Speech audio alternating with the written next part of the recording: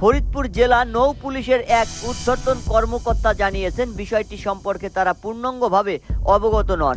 তবে কেউ অপরাধমূলক কর্মকাণ্ডে জড়িত থাকলে আইনানুগ ব্যবস্থা নেওয়া হবে বলে তিনি মন্তব্য করেন।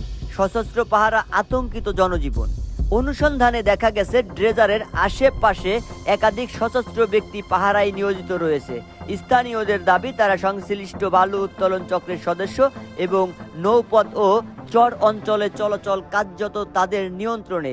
এতে শুধু পরিবেশ নয়, স্থানীয় জনগোষ্ঠীর জীবনযাত্রা ও ব্যবসা বাণিজ্য মারাত্মকভাবে ব্যাহত হচ্ছে। পরিবেশ ও সামাজিক বিপর্যয়। অবৈধ বালু উত্তোলনের ফলে নদীর তলদেশ ও চরাঞ্চলের প্রাকৃতিক ভারসাম্য মারাত্মকভাবে ক্ষতিগ্রস্ত হচ্ছে।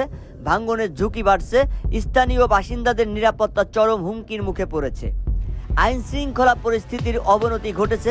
আইনের শাসন প্রশ্নবিদ্ধ। হাইকোর্টের নিষেধাজ্ঞা প্রকাশ্য অমান্য হওয়া সত্ত্বেও কার্যকর ব্যবস্থা না নেওয়ায় প্রশাসন ও আইনের প্রয়োগকারী সংস্থার ভূমিকা নিয়ে জনমনে গুরুতর প্রশ্ন দেখা দিয়েছে। স্থানীয়দের মধ্যে প্রশাসনিক ধীরগতি ও সমন্বয়ের অভাবেই অবৈধ বালু চোরাচালানকে আরও সংগঠিত ও শক্তিশালী করে তুলেছে।